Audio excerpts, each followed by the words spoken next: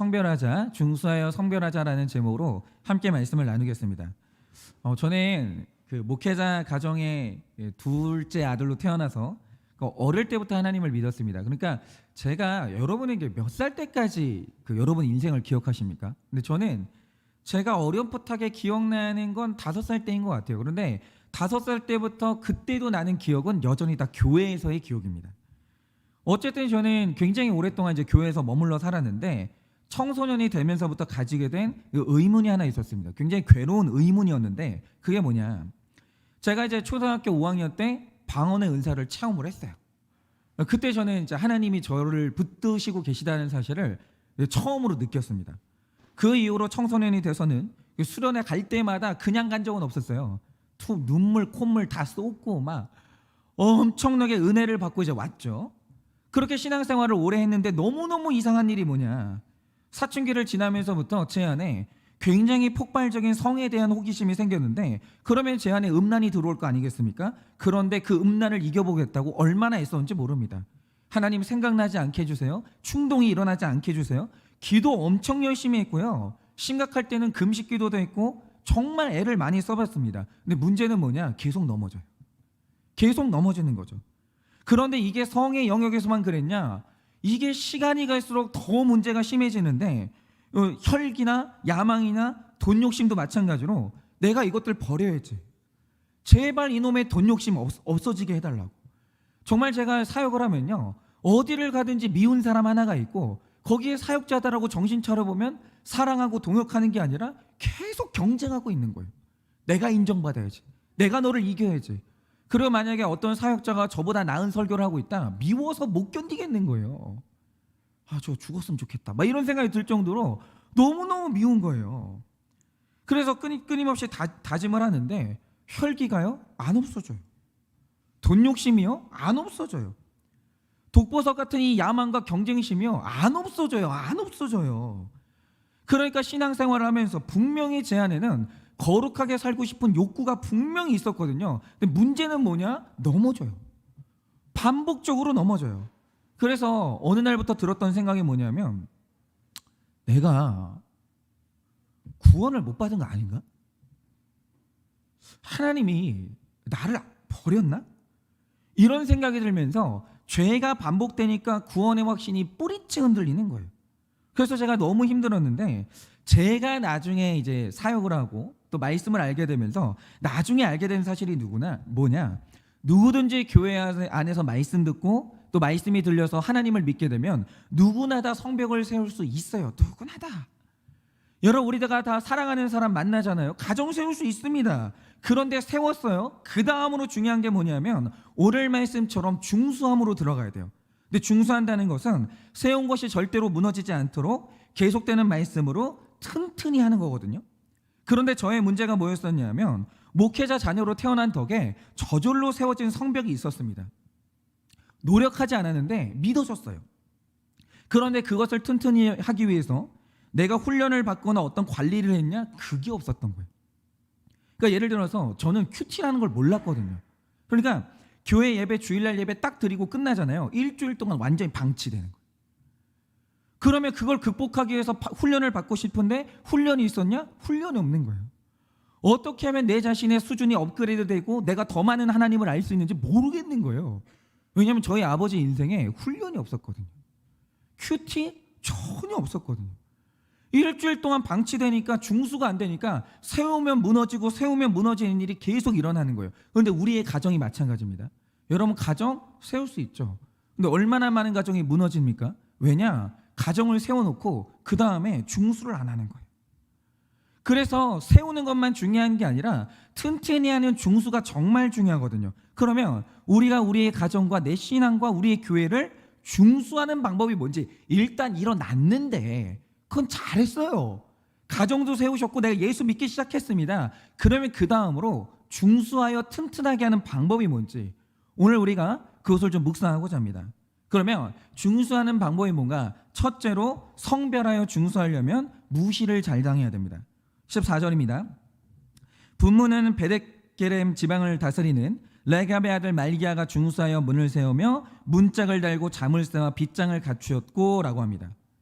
여러분 오늘 말씀에 나오는 이 베닷게렘 지방은 포도원이 많은 지방인데 그래서 추정하기를 이 말기야가 포도원 주인인 것 같아요. 그런데 여러분 생각을 해보세요. 말기야가 우리 집이 포도원을 하거든요. 그래서 포도주를 만들어요. 그럼 그가 일평생 보고 자란 게 뭘까요? 저는 이 포도원을 다스리는 레갑의 아들 말기야가 가장 낮은 분문을 중수했거든요. 다시 말하자면 똥문을. 그런데 저는 이게 너무 기가 막혔다고 생각했는데 이 사람이 아니면 분문을 중수할 수가 없어요. 왜냐? 제가 한 번은 그 다큐멘터리를 보는데 이게 와인에 관한 다큐멘터리였거든요. 그런데 어떤 지방에서 완전히 전통적인 방식 있잖아요. 옛날 방식으로 포도주를 만드는 거예요. 그런데 옛날 선조들이 포도주를 만들 때 제일 먼저 하는 작업이 뭔지 아십니까? 포도를 모읍니다. 그리고 그 마을 사람들이 몰려들어가지고 포도를 계속 밟아대는 거예요. 여러분 이 당시 상황에서 포도가 그냥 만들어지는 게 아니에요. 분문처럼 가장 낮은 곳으로 내려가서 밟히는 시간을 거쳐야 신의 물방울이라고 불리는 이 와인이 나오는 거예요. 여러분 마찬가지로 포도원 주인인 베닷게렘이 분문을 중수하는데 똥문을 중수하는데 이게 천하디 천한 똥문이라도 여기에 문 세워야 되고요. 문짝 달아야 되고요. 자물쇠와 비창을 갖춰야 되는 거예요. 가장 천한 곳을 맡았는데 노력이 어마어마하게 들어가는 거예요. 그런데 여러분 남들이 무시하는 분문에 나의 정성을 쏟는다? 그거 쉬운 일 아닙니다. 여러분 1000명, 2000명 모아놓고 열심히 설교 준비하고 정말 열심히 설교하는 거 누가 못해요. 그런데 내가 설교를 해야 되는 대상이 한 명이에요.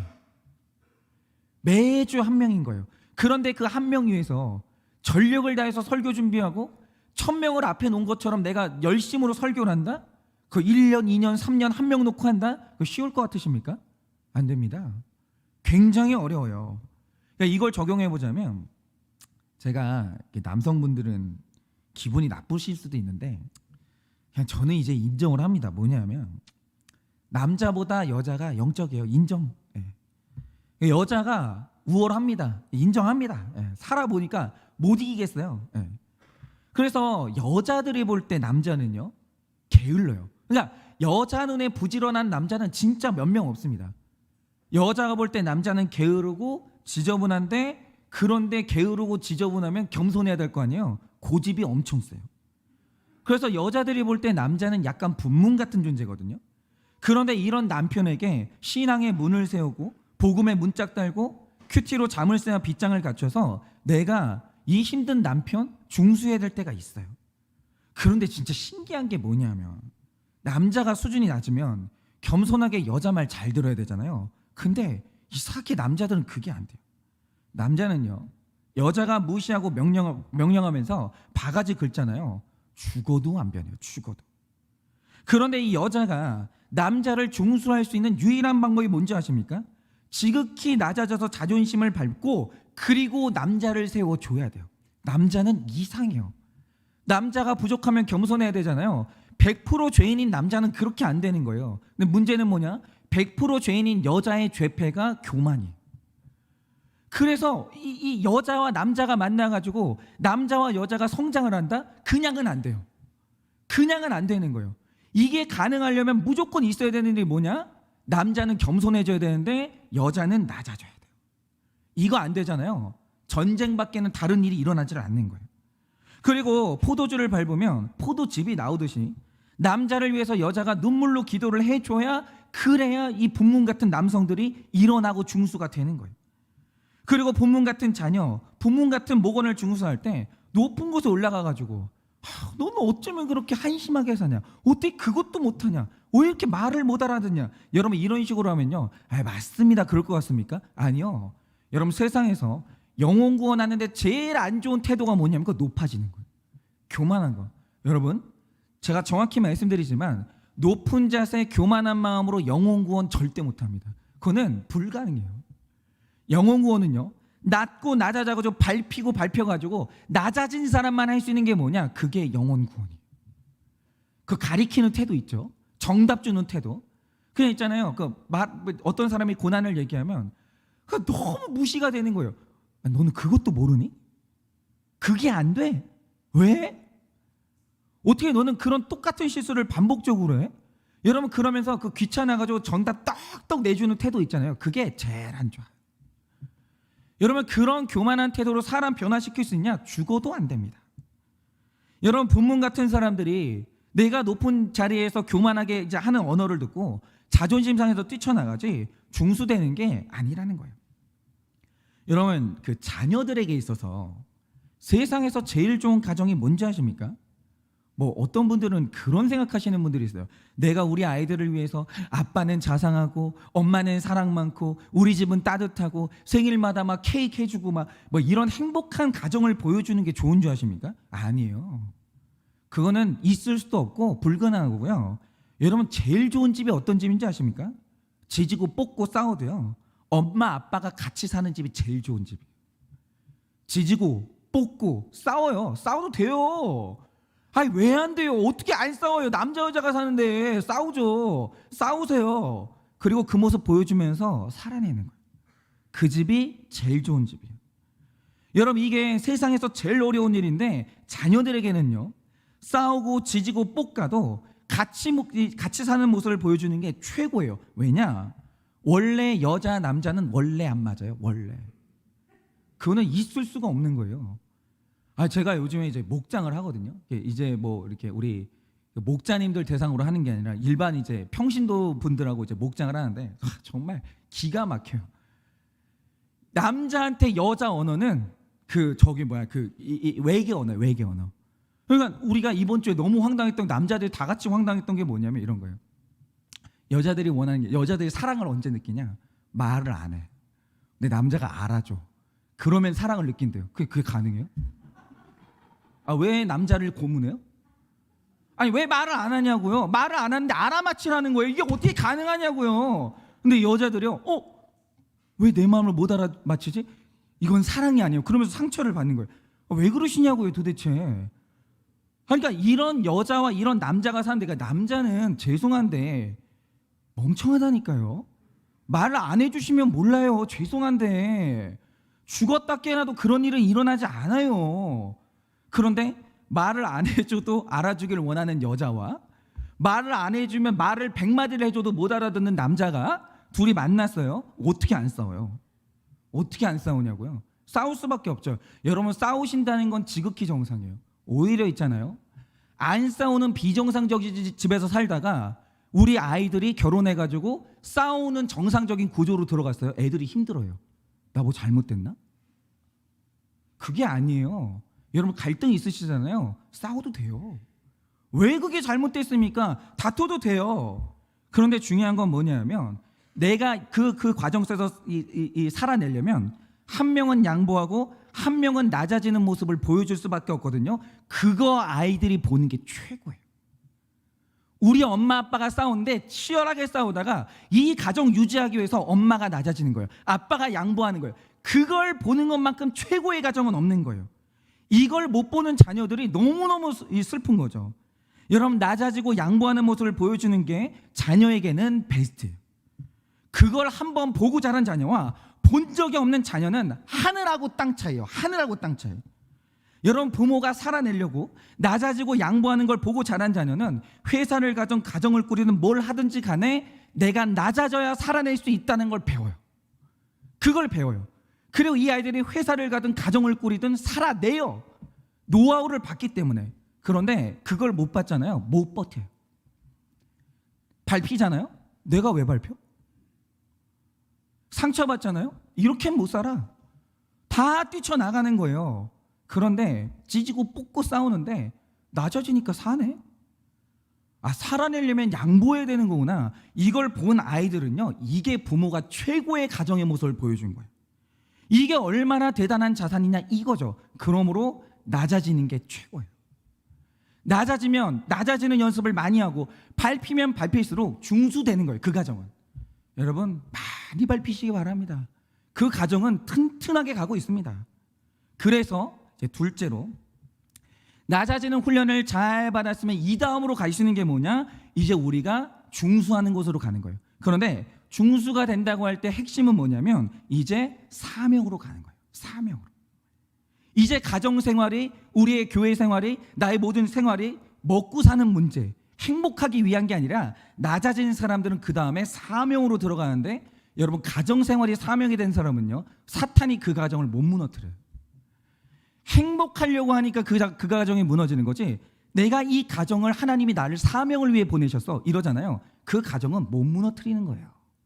사명으로 나가야 되는 거죠. 15절입니다.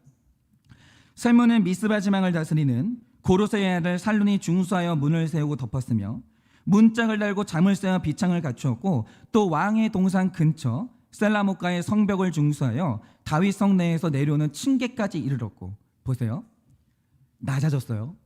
밟혔습니다. 낮아지는 걸 잘했다니 그 다음에 일어난 일이 뭐냐, 이건 영적인 그냥 예외가 없는 원리인데요, 드디어 샘문이 나와요. 그 똥문에서 낮아져서 이 똥문을 열심히 중수했더니 드디어 샘문이 드러나는데, 샘문이 뭐냐, 언제나 신약에서 생수는 예수님을 상징해요. 그러니까 낮아지는 훈련을 잘한 사람은 생명이신 예수님을 그때 만나는 거예요. 안 밟히고 만날 수 있다? 그런 건 없습니다. 저는 그런 걸 본 적이 없어요. 그러니까 굉장히 많은 분들이 있잖아요, 발표 본 적도 없고 내가 교회에 머물고 있다고 해서 내가 예수님을 만났다고 착각들 하시는데, 그게 바리새인들이었어요. 여러분, 바리새인들이 예수님한테 밟힌 적이 있습니까? 예수님이 죄를 책망할 때 단 한 번이라도 인정한 적이 있습니까? 없었거든요. 그런데 그들의 인생이 성전에 머물러 살았다는 거죠. 그럼 그들이 예수님 만났냐? 못 만났습니다. 밟히지 않고 양보도 안 해보고, 그리고 예수님 만나는 사람이 있냐라고 하면 그런 일은 일어나지 않아요. 여러분, 낮아지고 밟히는 훈련을 잘한 사람은 생명인 예수님을 나눠줄 수 있는 사명자가 드디어 되는 거예요. 그러니까 제가 지금 우리 목자님들 저랑 같이 심차게 사역을 해주고 계시는데, 아유, 우리 목자님들 너무 대단해요. 드디어 이제 진짜 받았던 훈련이 어디 안 가더라고요. 정말 진짜 자기 몫을 해내시는데, 죄송한데 제가 4년 동안 우리 목자님들하고 뭐 했겠습니까? 계속 사랑으로 밟아드리는 거예요. 지근지근. 정말 우리 목자님들 얼마나 아파하는지 몰라요. 저 때문에. 이분들은 고난이 없거든요. 저만 고난이에요.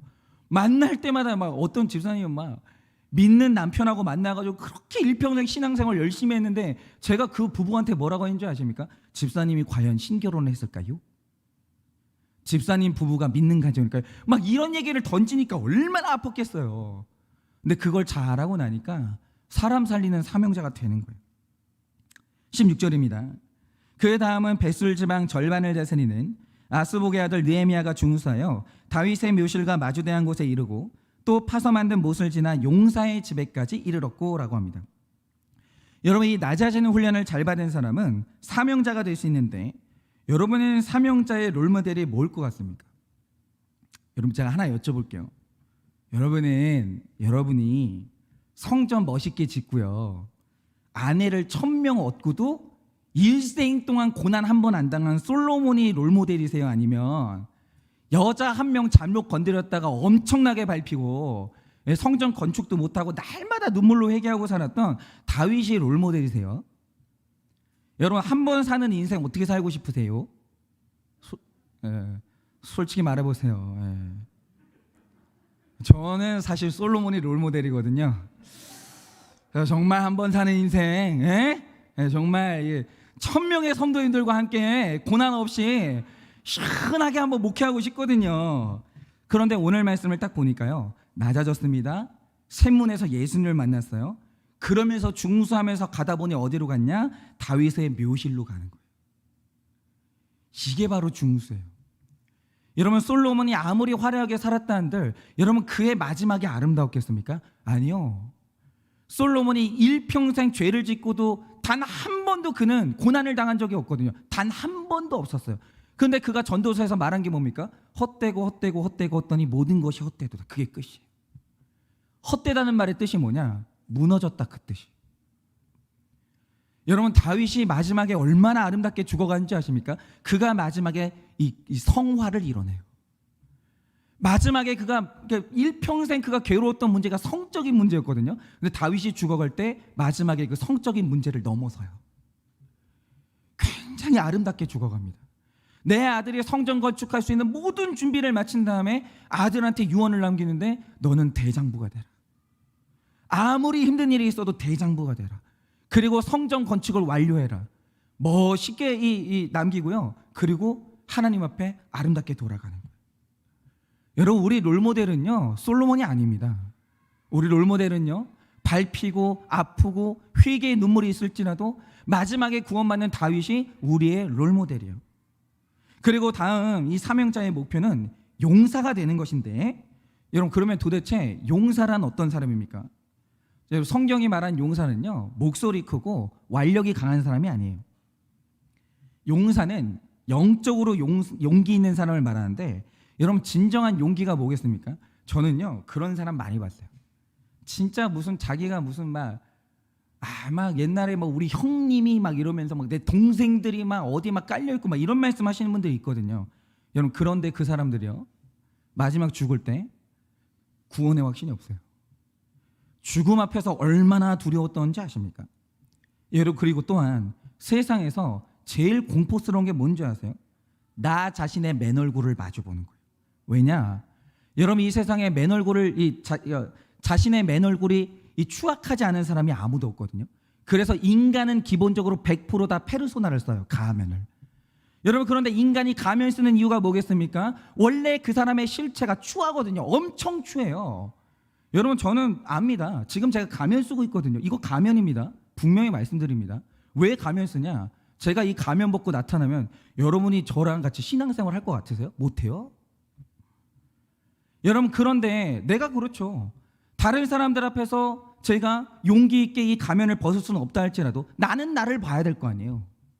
나는 나를 알아야 될 거 아니에요. 그런데 내 추악한 실체를 마주하는 용기를 가진 사람이 몇 명 되냐? 정말 몇 명 없어요. 마주하는 게 안 되는 거예요.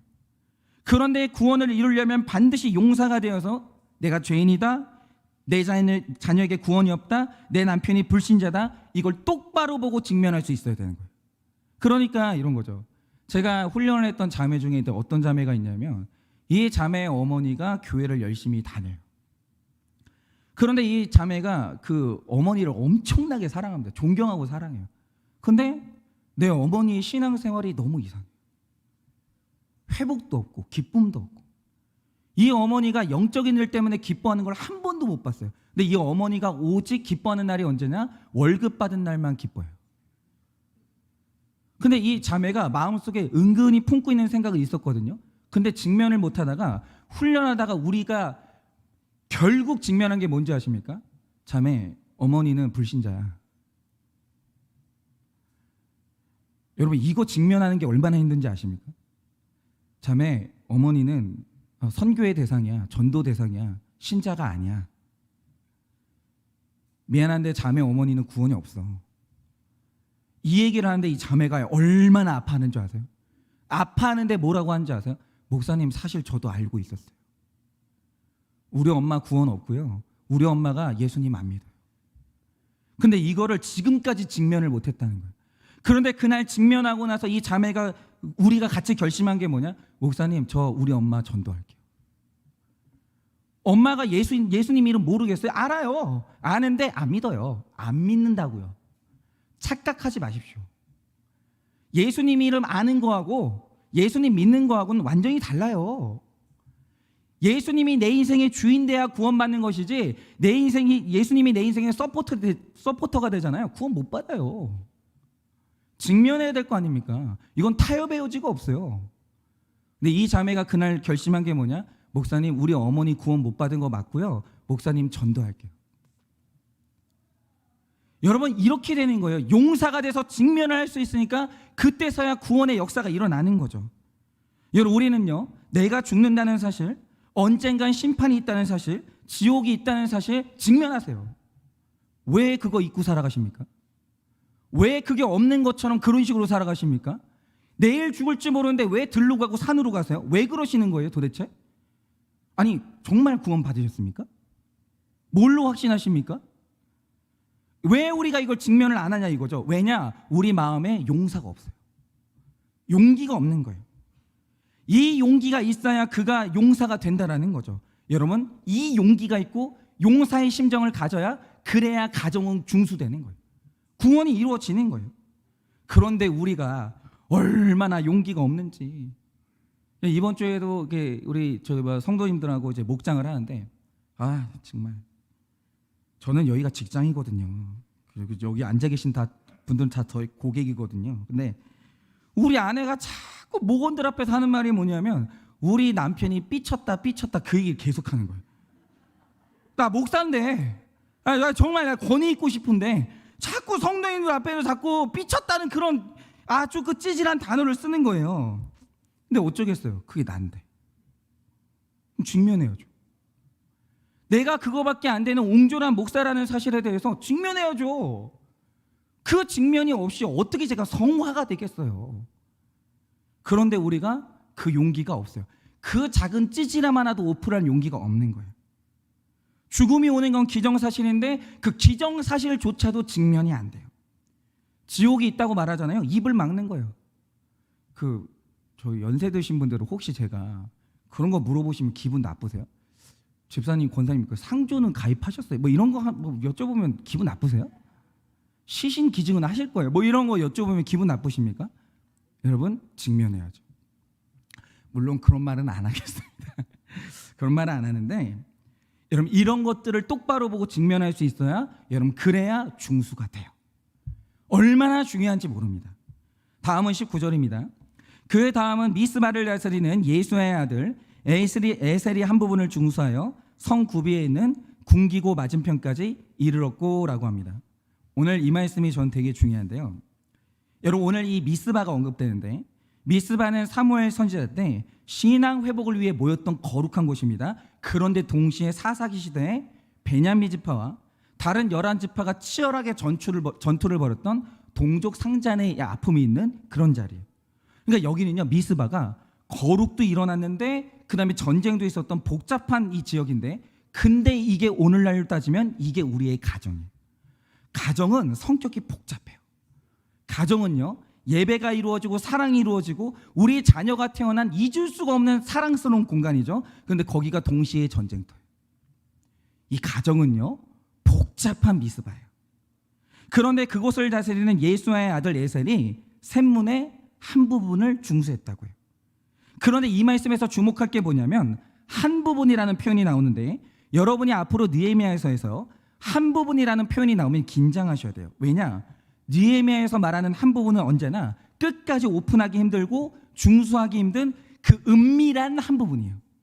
마지막까지 건드리기 힘든 그 죄악된 부분. 그러면 에셀이 그 한 부분을 중수했는데 어떤 부분을 중수했을까요? 저는 이게 역사적인 맥락을 봐야 된다고 생각하는데, 아까 말씀드린 것처럼 미스바에서는요, 원래 거기가 예배가 있던 자리인데 예배가 무너지고 거기서 피비린내 나는 전쟁이 일어났어요. 그러면 전쟁의 원인이 뭐였는가? 사사기를 보면 레위 사람이 첩을 들입니다. 이 자체의 기록이 이상한 기록이에요.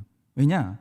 레위 사람들은 성전을 위해서 성별된 사람들이기 때문에 첩을 얻는 게 바람직한 일이 아니에요. 그런데 사사기에는 레위 지파조차도 성적인 기준이 무너지면서 첩을 들이기 시작해요. 그런데 이 사람의 첩이 베냐민 땅에 있는 기브아에 갔다가 베냐민 사람들한테 강간당하고 죽습니다. 그러니까 성적인 문제가 있던 가정에서 성적인 범죄 때문에 사람이 죽었어요. 그래서 전쟁이 일어납니다. 그러니까 이 전쟁의 근본에는 뭐가 있냐? 성적인 타락이 있었어요. 그러니까 여러분, 어느 집이나 그 가정이 무너진다고 할 때 오픈하지 못하는 은밀하고 수치스러운 부분이 있는데 그 중에 하나가 뭐냐? 그 성적인 범죄예요. 가정에 성적인 범죄가 일어나는 날이 옵니다. 그런데 에셀이요, 우리 집안에 생긴 은밀한 한 부분, 이 성적인 타락의 문제, 외도의 문제를 그가 직면하고 감당하기를 시작해요. 그러니까 여러분, 이 성적인 문제라는 것은 굉장히 복잡해요. 성은 일반적인 문제가 아니라 강력한 쾌락이 있고 중독으로 얽혀있기 때문에 이거를 끊어낸다? 쉽지 않습니다. 여러분, 여러분의 자녀가 성적으로 깨끗한지 아십니까? 그런 판타지를 가지고 계시자면 일찌감치 깨십시오. 여러분, 지금 이 시대를 사는 아이들이 성적으로 얼마나 유혹을 받는지 아십니까? 여러분, 남자아이들은 99%는 다 지금 포르노에 중독됐어요. 그렇게 보시면 돼요.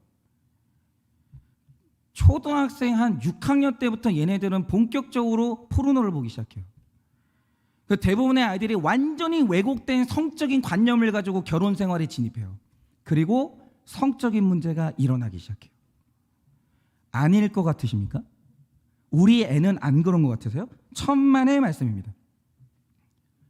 그래서 지금 집집들마다 너무 은밀하고 수치스러운 이 성적인 타락의 문제 때문에 지금 쉬쉬하면서 가정이 무너져 가고 있으나 오픈하지 못해서 무너지고 있는 가정이 얼마나 많은지 몰라요. 그런데 오늘 이 에셀이 한 게 뭐냐? 이 은밀하고 수치스러운 이 성적 타락의 문제를 이 사람이 지금 건드리고 헤쳐나가기 시작하는 거예요. 그런데 여러분, 내 가정에 배우자의 외도 문제가 생기고 그 다음에 우리 자녀의 성적인 문제가 생겼다고 해보세요. 그럼 이거를 그냥 해결할 수 있을까요? 그게 불가능해요. 제가 지금도 이제 계속해서 상담 요청을 받는 것 중에 하나가 뭐냐면 자녀들한테 굉장히 심각한 성적인 문제가 있는 거예요. 근데 부모님이 그걸 알아버렸는데 다 큰 남자아이 같은 경우에 성적인 문제가 나타나면 부모님이 어떻게 못해요. 왜냐? 너무 수치스러운 거예요. 어떻게 건드릴 거예요? 그런데 그러자 이 사람이 어떻게 하냐면 19절에서 이 사람이 이 문제를 해결하기 위해 군기고에 갔다고 합니다. 그러니까 우리 가정에 일어난 이 성적인 문제 때문에 이혼하고 싶고 이거를 어떻게 숨기고 싶은 이 마음을 방어하기 위해서는 군기고에 가서, 무기가 있는 군기고에 가서 믿음의 방패가 필요하고 집안에 들어온 음란을 끊어내는 성령의 검과 말씀의 검이 반드시 필요해요. 군기고로 가야 됩니다. 그거는 말씀이 있는 곳으로 가야 돼요. 그리고 예배와 큐티 목장을 통해서 내 안에 무기가 될 만한 말씀을 잘 먹고 함께 군사가 된 우리 목원들의 지지를 받으셔야 돼요. 정말 여러분, 제가 계속 확인하는 게 뭐냐면 가정의 문제는 부부끼리 죽어도 해결 못합니다. 그거는 제가 봤어요. 이거는 전 맞아요. 이거는 제 말이 맞아요. 여러분, 가정의 문제는 가정 식구들끼리 해결 못해요. 여러분, 부모님이 내 자녀 문제 다 해결할 수 있을 것 같으세요? 그러면 부모님들이 다 알아서 해결하죠. 죄송한데 그게 안 되더라고요. 군기고로 오셔야 돼요. 나와 같이 싸워주는 동역자들이 있고 성령의 검이 있고 말씀의 검이 있는, 말씀이 있는 이 목장과 이 예배의 자리라는 군기고로 와야 돼요. 이게 바로 우리의 군기고라는 거죠. 여러분, 숨기지 마세요.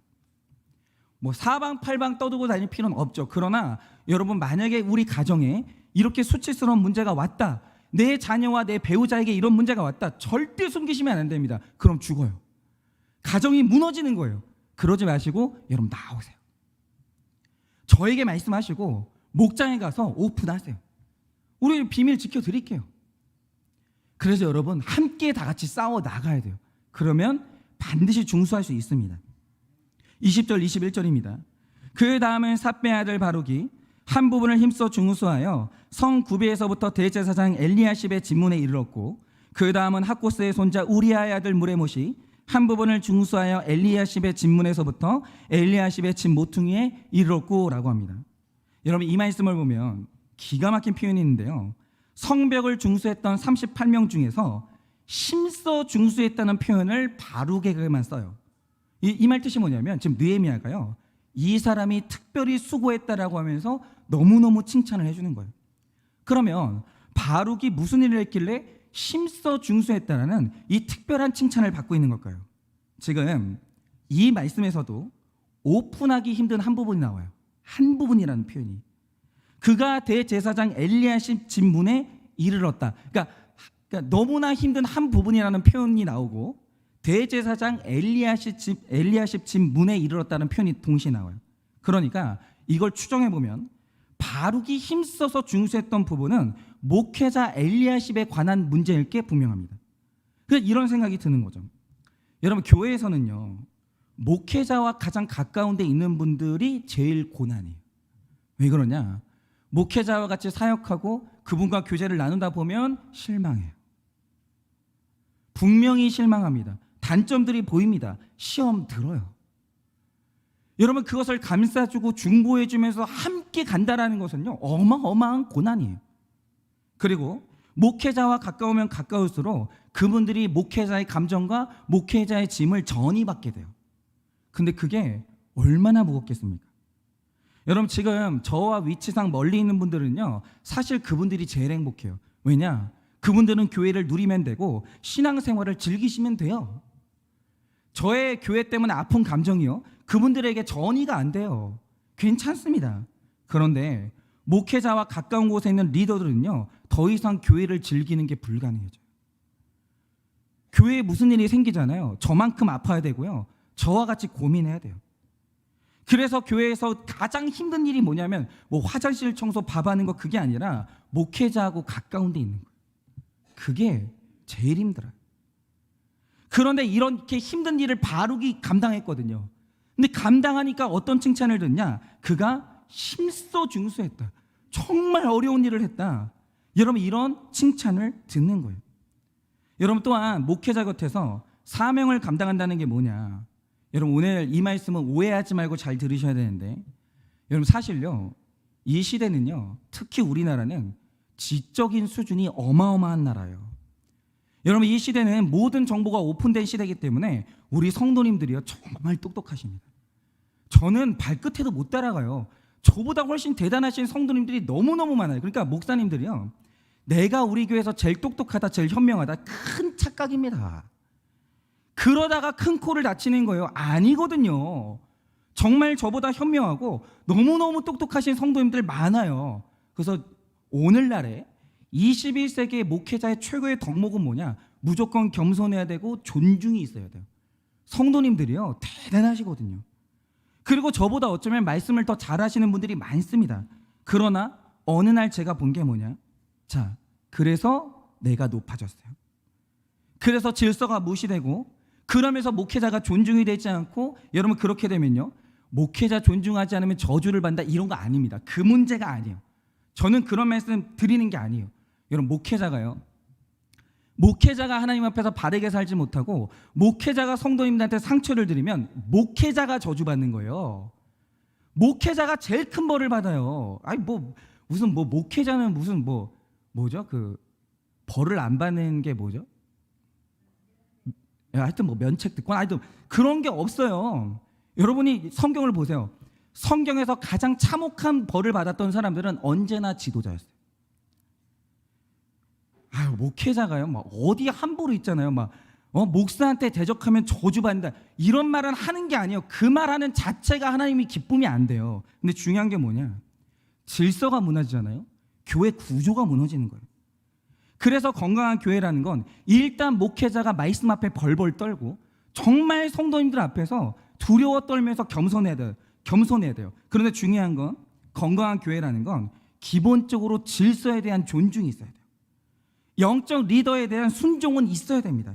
그런데 우리가 목회자에게 순종한다는 것은 그의 인격에 순종하는 게 아니에요. 하나님이 세우신 그의 질서와 역할에 순종하는 거예요. 그러면 질서를 지키는 우리의 순종을 통해서 하나님이 신실하게 일하시는 거예요. 그렇죠. 여러분, 이제 목장 하다 보면 내가 목자님보다 똑똑해요. 내가 목자님보다 잘난 분들 분명히 있습니다. 그런데 제가 건강한 교회에서 본 게 뭐냐면, 정말 똑똑하고 너무 유능한 분들이 있잖아요. 내 위에 세워진 질서에게 그렇게 순종하고 존중해 주시는 거예요. 그러니까 저는 너무 이렇게 위대했던 게 뭐냐면, 누가 봐도 대단한 분들이에요. 그런데 제가 목장 탐방을 딱 하는데 그러는 거예요. 자리 하나를 딱 마련해놓고 다른 자리는 의자가 없는데 어떤 한 자리에 의자가 있고, 그 의자에 휴지가 세팅되어 있고 너무 예쁘게 이제 음식이 세팅되어 있는 거예요. 누구 자리입니까? 라고 하면 우리 목자님 자리라는 거예요. 근데 그 목자님이 평신도거든요. 어쩌면 이분이 그 목자보다 훨씬 나은 분이에요. 근데 이분들이 하시는 게 뭐냐면 그 목자님을 사랑하고 존경하고 순종하는 거예요. 그러니 여러분, 그 목장이 행복하지 않을 수 있겠습니까? 그 목장에서 아름다운 이 영적인 은혜가 흘러가지 않을 수 있겠냐고요. 그게 아니에요.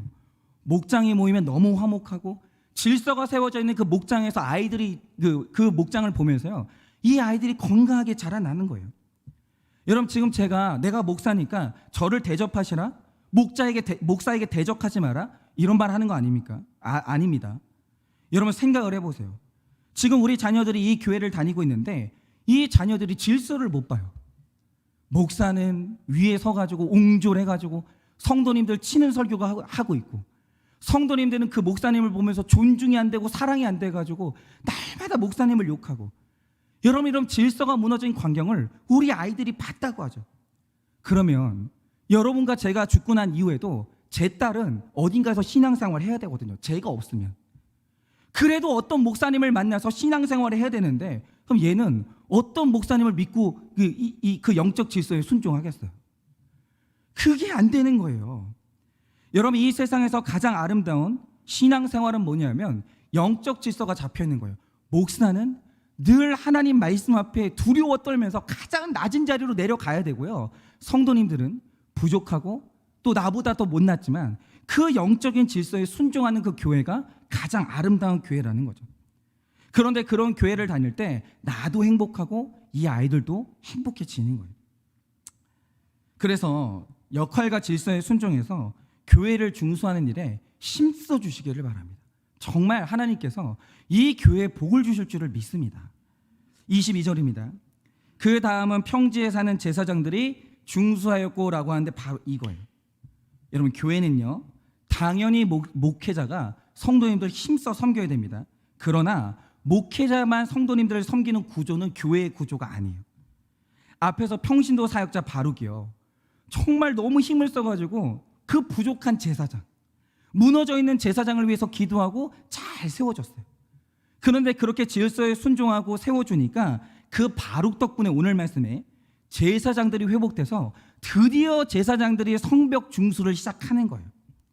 여러분 제가 최근에 나온 설문조사를 봤는데 충격을 받았어요. 그게 뭐냐면 지금 현장에서 사역하시는 목회자 중에 딱 절반이 다 번아웃 됐대요. 완전히 탈진돼 있어요. 그러니까 지금 설교 시간에는 막 웃으면서 괜찮은 척하지만 그 안에 에너지도 없고 기쁨도 없고 비전도 없고 완전히 탈진돼 있는 거예요. 힘이 없는 거예요. 그런데 여러분 이 지쳐있는 목회자를 일으킬 사람이 누가 있겠습니까? 가족도 안 돼요. 여러분 목회자는요 성도님들의 응원을 못 받고 지지를 못 받으면 일어설 수가 없는 거예요. 왜냐? 목회자의 열매는 성도님들밖에 없기 때문에 성도님들이 이 목회자를 위해서 기도해주고 격려해줄 때 어마어마한 힘을 받아요. 여러분 사탄이 절대 무너뜨리지 못하는 교회가 어떤 교회인지 아십니까? 어떤 목회자를 성도님들이 한 마음으로 지지하잖아요. 절대로 무너질 수가 없어요. 절대로. 그러니까 여러분 제가 딱 이번 한 주 적용 숙제 하나 드릴게요. 그게 뭐냐면 한 주만 저 원망하지 마세요. 야, 한 주만 불평하지 마세요. 한 주만. 그 다음 주부터 하세요. 뭐 원래 목사 직업은 욕먹는 거예요. 욕먹는 거고 여러분들이 불편한 게 있으면 당연히 저한테 말씀하셔야죠. 당연히. 그거는 당연한 건데 한 주만 쉽시다. 네. 딱 한 주만 불평 좀 쉴게요. 딱 한 주만 원망 좀 쉴게요. 네. 이게 왜 그러냐면 오늘 아침에 우리 집사님이 제 꿈을 꿨대요. 꿈을 꿨는데 무슨 꿈을 꾼 줄 아세요? 저 옆에 우리 다른 이제 공간이 있잖아요. 바깥에. 거기서 제가 담배를 그렇게 피고 있더래요. 속상해가지고 씨 이러면서 담배를 그렇게 피고 있더래요. 그게 제 속이에요. 얼마나 속상하면 담배를 피고 있겠어요. 또 손도 이렇게 되네. 얼마나 속상하면 그러고 있겠어요, 제가. 에? 그러니까 제가 담배 피기 전에 한 주만 불평하지 마세요. 아시겠습니까? 한 주만 불평하지 마시고 한 주만 원망하지 마시고 한 주만 저를 위해서 기도해 주세요. 한 주만 저를 또 이런다고 또 막 목사님 힘드시죠 그러면서 또 뭐 이렇게 막 카톡으로 선물 보내. 그거 아닙니다. 하지 마세요. 진짜 민망하니까 서로 간에. 그거 하지 마시고 그냥 한 주만 마음으로 기도해 주시고 딱 한 주만 여러분 응원해 주세요. 여러분 제가 탈진하면 되겠습니까? 근데 나중에 제가 아마 내일 아침 예배 시간에 이제 오픈을 하겠지만 제가 이제 우리 교회에 이제 그 공동체가 일어나니까 사탄이 어마어마하게 싫어하더라고요. 제가 지금 요 몇 주 새에 공격을 굉장히 많이 받았어요. 힘들더라고요. 굉장히 힘들었는데 그래서 여러분들 저는 힘들면 힘들다고 말합니다. 제가 무슨 용가리 통뼈라고 저는 날마다 기쁘고요 이런 거 없어요. 힘들어요. 힘들고 막 진짜 다 그만두고 싶을 때 있거든요. 기도해 주세요. 기도해 주시고요, 응원해 주시고요, 지지해 주세요. 그럼 저는 그러면 빵긋 웃으면서 또 나타날게요. 여러분 교회가 이래야 되지 않겠습니까? 그죠? 23절입니다. 23절을 보면 베냐민과 합습이 자기 집 맞은편을 중수했다고 하는데 이게 문제인 거예요. 이게 재밌는 게 뭐냐면 여기 나오는 이름들은 대부분 누구의 아들 누구의 아들 이런 식으로 소개를 하거든요. 그런데 이들의 이름을 말할 때는 가족 관계가 없어요. 그러니까 이 말 뜻이 뭐냐면 이들이 노총각 노처녀예요. 결혼을 못했어요. 그래서 가족이 없는 거예요. 근데 여러분 그거 아십니까? 이 시대에 결혼을 못하고 가족이 없다는 건 어마어마한 컴플렉스예요. 그런데 중요한 게 뭐냐, 이 컴플렉스가 있고 이 열등감이 있는 사람들이 사명이 있으니까 일어나서 성벽을 건축하는 거예요. 여러분 사명이 우리를 살리는 거예요. 여러분 사람이 할 일이 없고 사명이 없잖아요. 열등감으로 그대로 직행하는 거예요. 그러나 내가 사명이 있고 나를 통해서 사람이 살아나잖아요. 자존감이 그것 때문에 일어나는 거예요. 그러므로 사명이 있어야 돼요. 내가 하는 사명이 내 가정을 중수하고 나를 중수하는 겁니다. 여러분 사명이 없잖아요. 시간 많잖아요.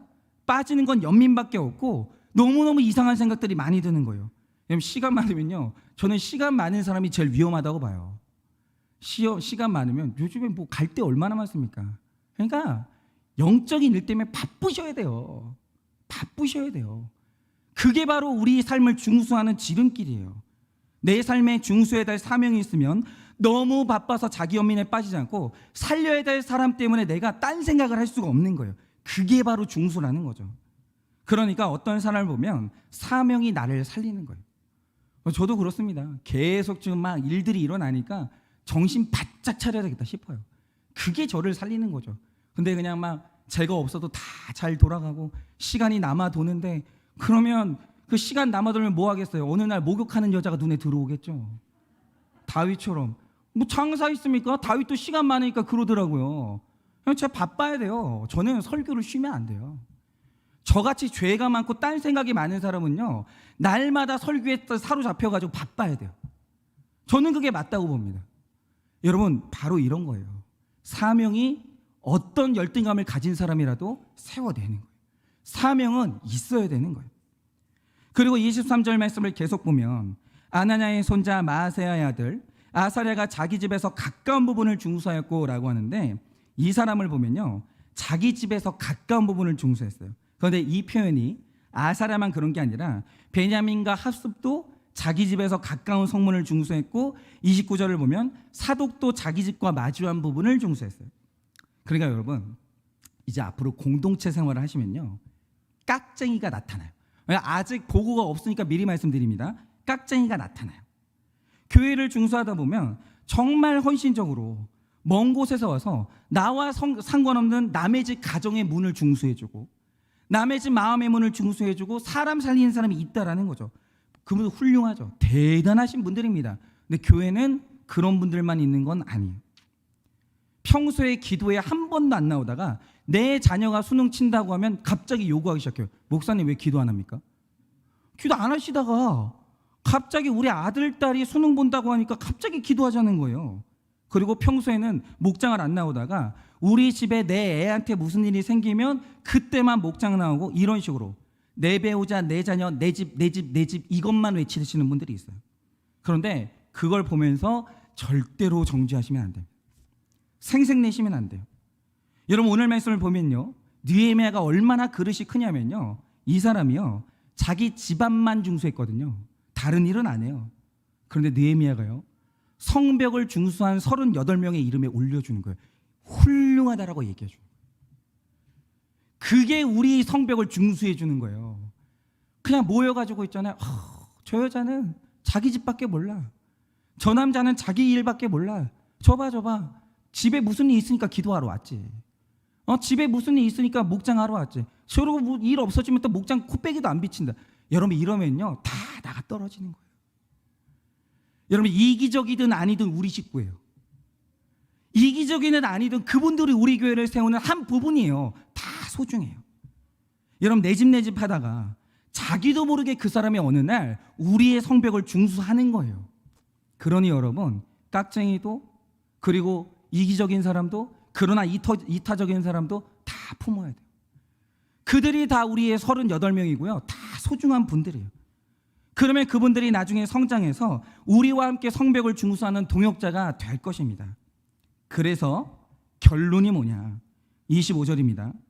우세의 아들 발랄은 성굽이 맞은편과 왕의 윗궁에서 내민망대 맞은편 그 시위청에서 가까운 부분을 중수하였고 그 다음은 바로스의 아들 부다야가 중수하였고 라고 합니다. 여러분 보세요. 사명자가 낮아질 대로 낮아지고, 그래서 내 옆에 열심히 하는 사람도 함께 하지만 결혼 못하는 독신자도 있고, 그리고 내 집밖에 모르는 깍쟁이도 함께하고, 그렇게 하면서 같이 공동체를 이뤘단 말이죠. 그런데 이렇게 많은 사람, 다양한 사람, 말이 안 되는 사람하고 공동체를 이루고 사명 감당하다 보니까 어떤 게 세워졌냐? 망대, 다시 말해 넓게 보고 멀리 보는 통찰력을 얻게 된 거예요. 이게 너무 중요해요. 여러분, 사명자가 되어서 성벽을 중수한다는 건요, 통찰력이 없으면 불가능해요. 여러분, 지금 저는 제가 하는 사역을 저희 스승님한테 배웠습니다. 근데 제가 그분의 삶을 보면서 진짜 놀란 게 뭐냐면 사람에 대한 이해와 깊이와 통찰력이 어마어마해요. 너무너무 놀랐어요. 그런데 여러분, 그 통찰력이 어디서 나왔게요? 세상에 공짜는 없어요.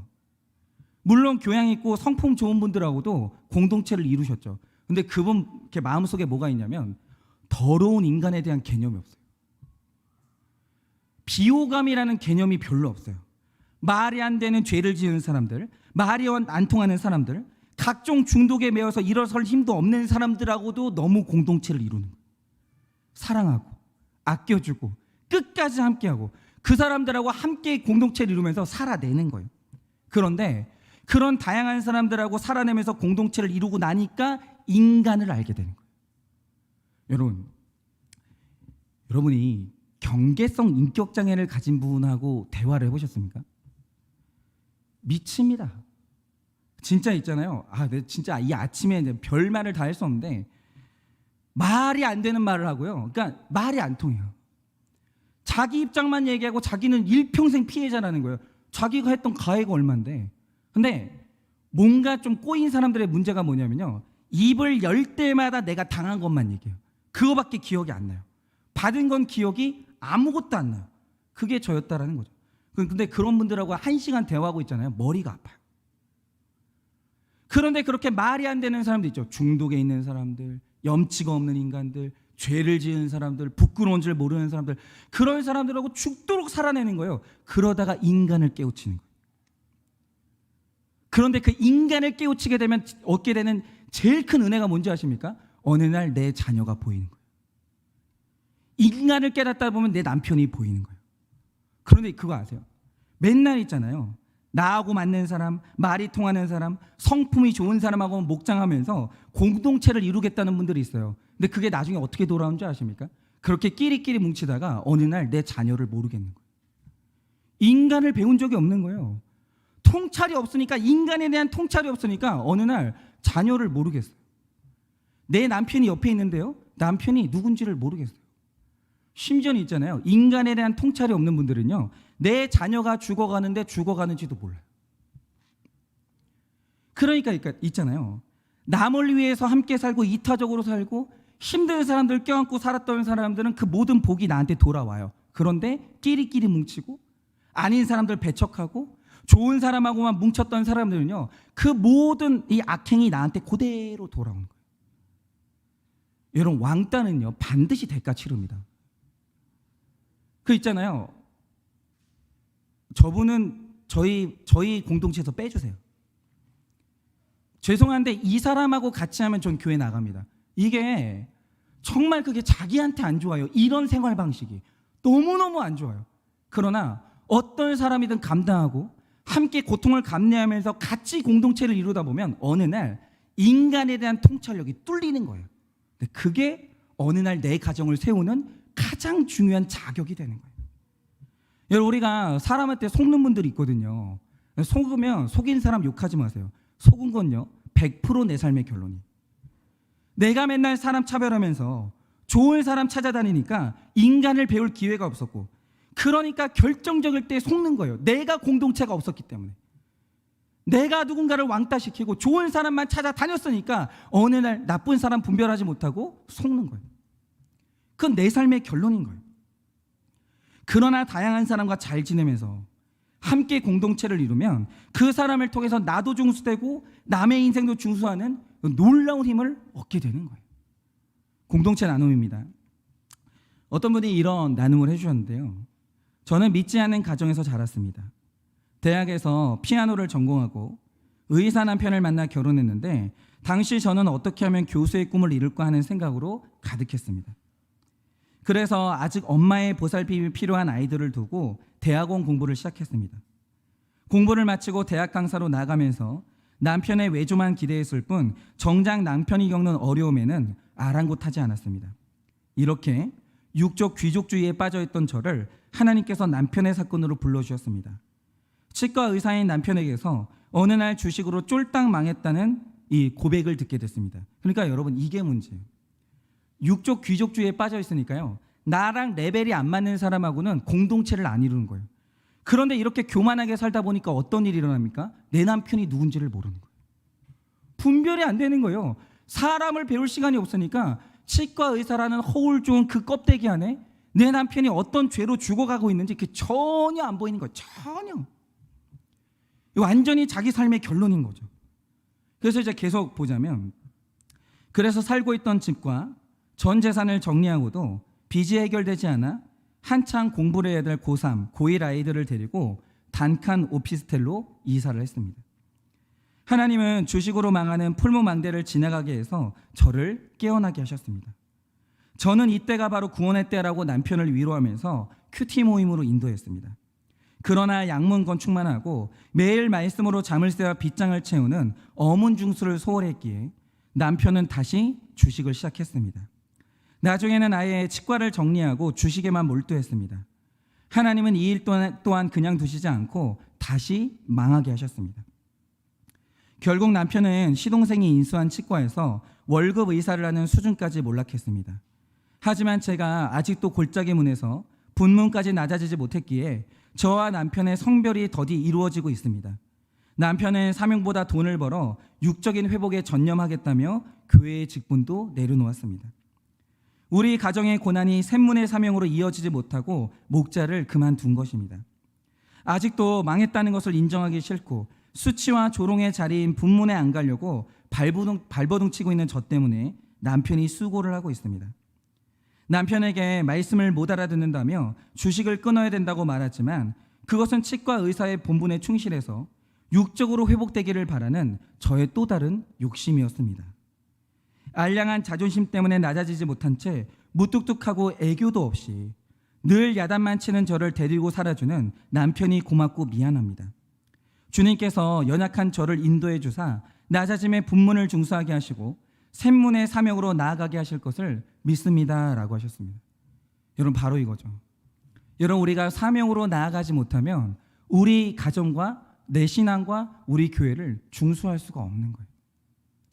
여러분, 낮아지시고 그 다음에는 가정이든 직장이든 교회든 이제는 사명으로 나아가셔서 여러분이 서 있는 그 자리를 절대로 무너지지 않게 중수하는 여러분 되시기를 예수님의 이름으로 축원합니다. 적용 질문은 오늘 이거밖에 없습니다. 한번 나눠보세요. 가족 구원을 위한 사명자로서 화려한 솔로몬보다 눈물로 자기 죄를 고백한 다윗의 묘시를 사모합니까? 가족 구원을 위한 사명자로서 화려한 솔로몬보다 눈물로 자기 죄를 고백한 다윗의 묘시를 사모합니까? 오늘 나눌 때 그거 한 번만 나눠보시겠어요? 뭐냐면 남편이랑 아내랑 결혼하실 때 솔로몬 같아서 결혼하셨어요? 다윗 같아서 결혼하셨어요? 그리고 그 결론은 어떠하셨나요? 대부분의 분들이 처음에는 솔로몬 같아서 결혼하셨을 것 같은데 그래서 결론이 어떠세요? 그런 것들 좀 한번 나눠보시기를 바라요. 하나님 때문에 두렵지 않은 용사가 되어 힘든 사람들을 위로하십니까? 하나님 때문에 두렵지 않은 용사가 되어 힘든 사람들을 위로하십니까? 사역의 어려움이 함부로 말할 수 없는 한 부분이지만 하나님의 군기고에 가득한 말씀을 무기 삼아 영적 싸움을 하고 있으십니까? 오늘 목장에서 하실 수 있으면 우리 집안의 은밀한 한 부분이 뭔지는 오늘 좀 오픈하세요. 말씀이 있으니까 말씀의 힘으로 그렇게 하셨으면 좋겠습니다. 오늘은 우리 가정에 내가 숨기고 살아왔던 은밀한 한 부분이 어딘지 여러분 한번 할 수 있으면, 억지로 안 하셔도 됩니다. 할 수 있으면 그것들을 한번 좀 오픈해 보셨으면 좋겠어요. 교회를 오래 다녀도 자기 집 가까운 부분만 중수하는 이기적인 믿음에 머물러 있으십니까? 교회를 오래 다녀도 자기 집 가까운 부분만 중수하는 이기적인 믿음에 머물러 있으십니까? 이 시간에 우리 다 같이 찬양해 보려고 하는데요.